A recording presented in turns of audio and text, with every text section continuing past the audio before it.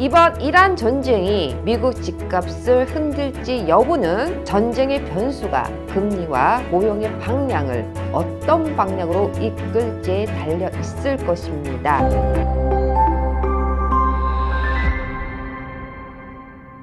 안녕하세요, 김유지입니다.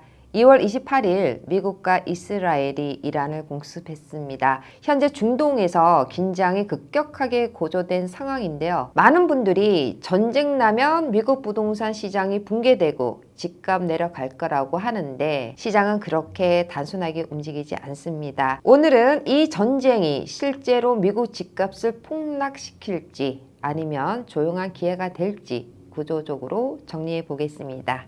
많은 사람들이 전쟁이 일어나면 경제가 불안해지고 집값이 폭락할 거라고 합니다. 그런데 과거 사례를 보면 전쟁이 바로 집값 하락으로 연결되지는 않았습니다. 집값에 영향을 주는 외생 변수는 여러 가지가 있는데요. 전쟁은 금리와 자본 흐름을 통해 간접적으로 집값에 영향을 줄 수 있습니다. 그렇다면 먼저 이번 이란 전쟁으로 인해 미국 금리와 자본의 유입은 어떻게 될지 생각해 봐야 할 것 같습니다.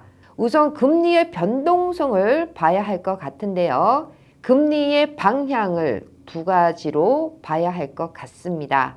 금리가 내려갈 것인지 올라갈 것인지를 먼저 생각해 봐야 할 것 같은데요. 우선 금리가 동결되거나 올라가는 경우를 생각해 본다면요. 이란 전쟁이 확대되면 가장 먼저 유가가 상승할 것입니다.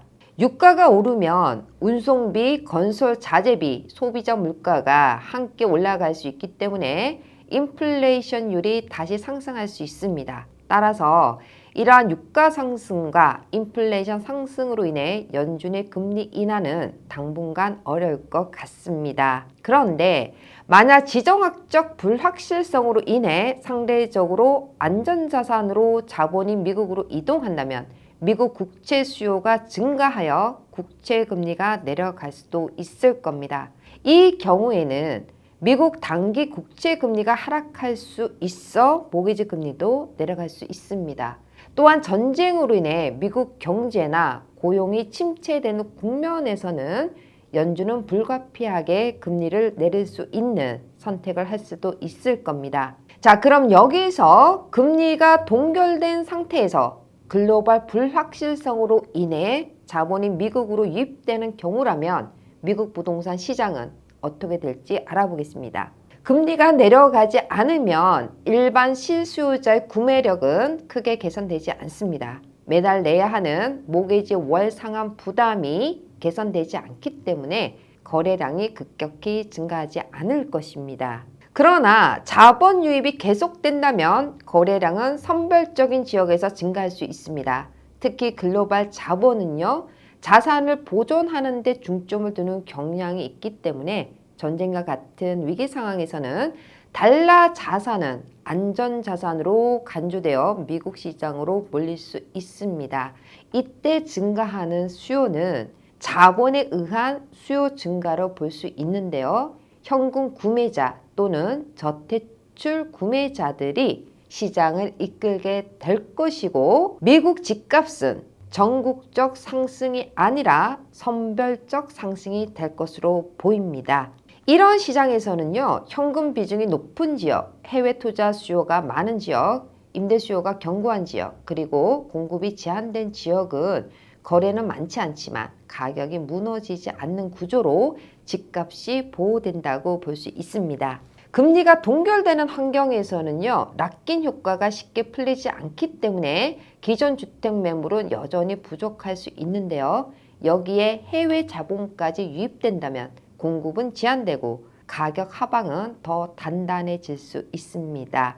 결론적으로 거래는 조용하지만 가격은 잘 안 떨어지는 시장, 이것이 가장 가능성 높은 시나리오입니다. 그럼 이제는 두 번째 시나리오인데요. 금리가 내려가고 글로벌 자본 역시 미국 부동산 시장으로 유입되는 경우도 생각해 볼 수 있을 텐데요. 이 경우는 구조적으로 가장 강한 상승 구간으로 진입할 수 있습니다. 금리가 내리면 구매력이 향상되고 유동성이 증가하여 동시적으로 거래량이 증가합니다.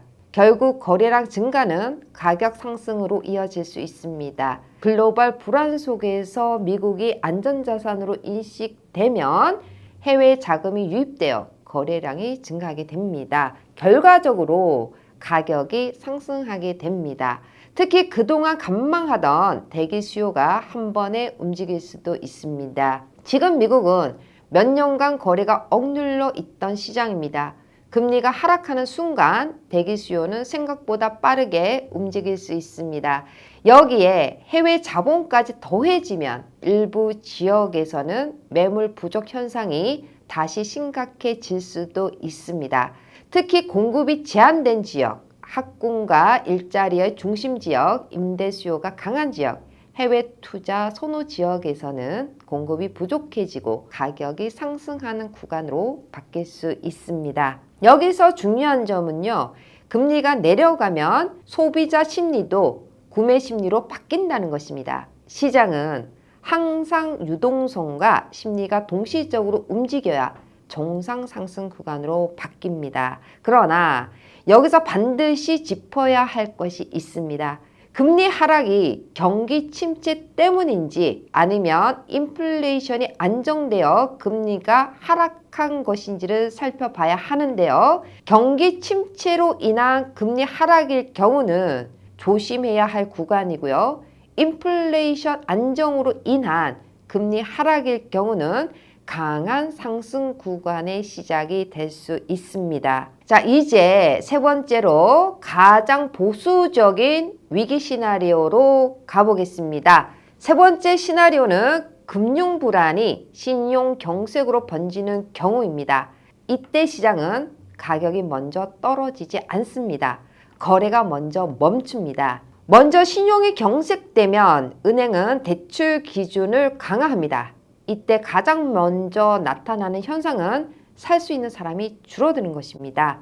구매력이 줄어들면 거래량은 급격히 감소합니다. 그러나 이 경우 가격은 바로 무너지지 않습니다. 왜냐하면 집 소유자 입장에서는 굳이 손해보고 팔 이유가 없기 때문에 낚인 효과는 그대로 유지될 것이고 시장은 거래가 멈추게 될 것입니다. 이 상태가 지속된다면 바로 2차 충격이 올 수 있습니다. 실업률이 증가하고 기업 파산이 증가하고 신용 경색이 심각해지면 차압 매물이 증가할 수도 있습니다. 이 단계가 되어야 가격이 본격적으로 하방 압력을 받습니다. 가격이 하락하는 것은 전쟁으로 인해 실업률이 증가하고 신용이 붕괴될 때인데요. 2008년 금융위기 때가 바로 시장 침체 구간이었지 않습니까? 시스템이 붕괴된 시기였습니다. 그렇다면 지금과 다른 점은 무엇일까요? 현재는 미국 금융 시스템이 2008년보다 건전하고